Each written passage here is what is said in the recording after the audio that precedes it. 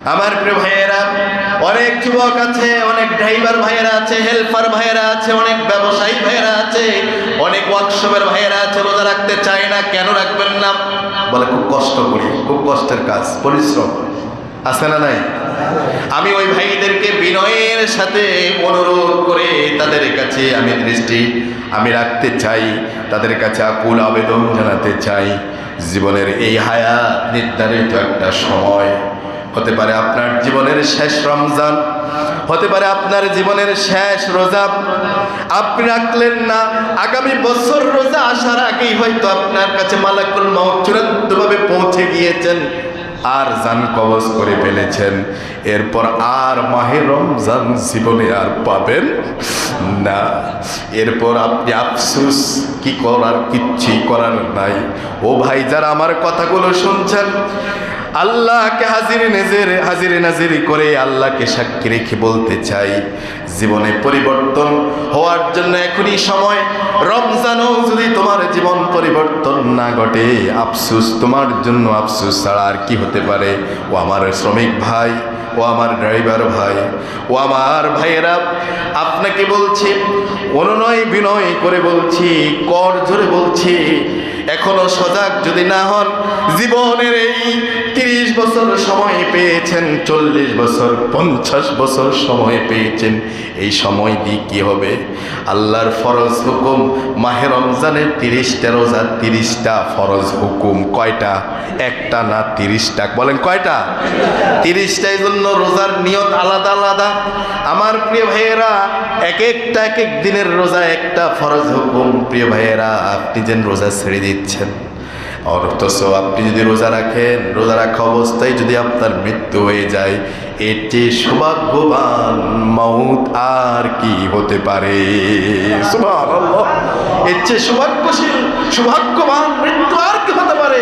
রবের কাছে আপনি রোজাদার অবস্থায় হাজির হয়ে গেলেন। আল্লাহু আকবার বলেন।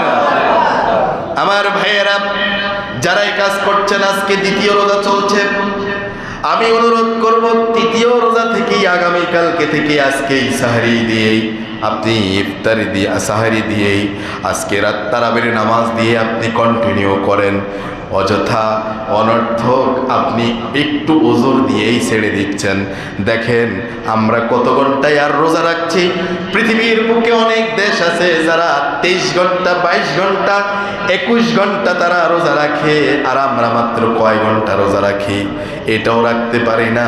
কত আল্লাহর বান্দা বান্দিরা আছে 21 ঘন্টা, 22 ঘন্টা রোজা, তারপরেও তারা রবের সন্তুষ্টির জন্য তারা রোজাকে ত্যাগ করে না। আপনি কেমন মানের মুসলমান? আপনি কোন কাঙ্ক্ষিত মানের মুসলমান? নিজেকে প্রশ্ন করুন, নিজের বিবেককে জিজ্ঞেস করুন। কথা বলে ঠিক কিনা? সাবধান। অনুরোধ করার পরও যদি সতর্ক না হন, সাবধান। এরপরও যদি সতর্ক না হন, তাহলে ওয়ালাহুম আযাবুন আযীম, ওয়ালাহুম আযাবুন আলীম, ওয়ালাহুম আযাবুন শাদীদ। আছে না নাই? কথা বলা আছে না নাই? আল্লাহু আলীমুন বিযাতিস সুদূর। মানুষের অন্তঃকরণে কি আছে সেটাও জানেন কে? হুজুর জানে না, খতিব সাহেব জানে না, জানেন কে? দুনিয়ার কোন লোক দেখে না, দেখেন কে?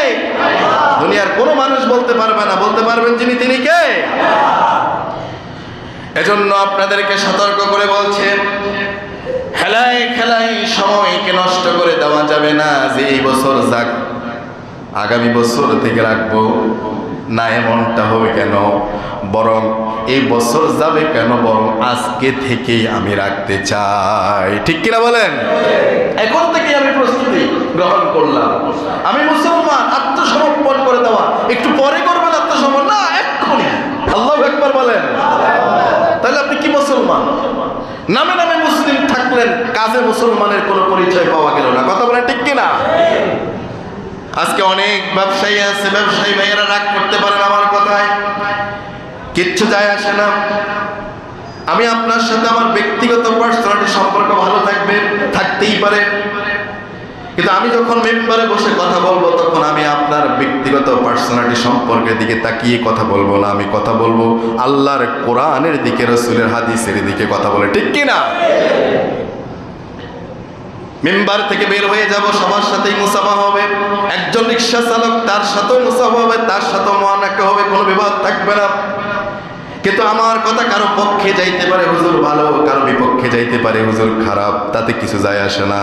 আমাকে আমার রবের কাছে আমি যে জিম্মা নিলাম, যে দায়িত্ব নিলাম, এই দায়িত্ব সম্পর্কে আমার রবের কাছে জবাবদিহি করতে হবে। এ থেকে পার পাওয়ার বিন্দু মাত্র কোনো সুযোগ নাই। আরো বরঞ্চ এটা বড় গুরু দায়িত্ব। এই দায়িত্ব সবার ভাগ্য হয় না, সবাই নিতেও চায় না। এ ভাগ্য কেউ জোর করেও নিতেও পারে না। এ ভাগ্য এটা একমাত্র আল্লাহর পক্ষ থেকে ফায়সালা। ঠিক কিনা বলেন? ফায়সালা কার? আমার প্রিয় ভাইয়েরা, তাহলে আমরা রোজা রাখবো কার সন্তুষ্টির জন্য? আল্লাহর রিজামন্দি হাসিল করার জন্য। আজ অনেক ভাইয়েরা আছেন, অনেক মায়েরা আছেন, আলহামদুলিল্লাহ শেষ রাত্রে উঠে তাহাজ্জুদের নামাজ পড়ে। আলহামদুলিল্লাহ বলেন। অনেক মায়েরা আছেন, বোনেরা আছেন, অনেক বাবারা আছেন, শেষ রাত্রে সুযোগ তো এসেছে।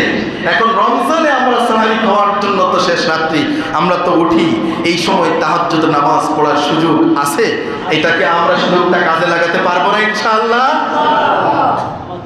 অন্য সময় হয়তো আমাদের সেভাবে সুযোগ হয় না, কিন্তু রমাদানে তো আমাদের সুযোগ আছে।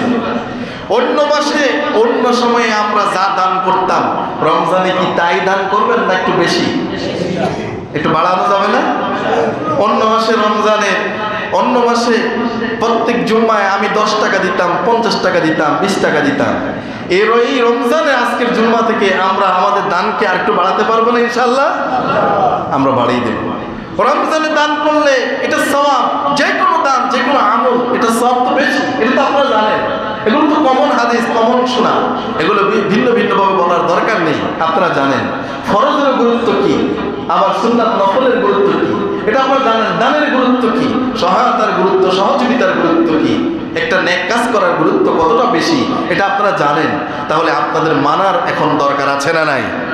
বলেন না সবাই, মানার দরকার আছে না নাই?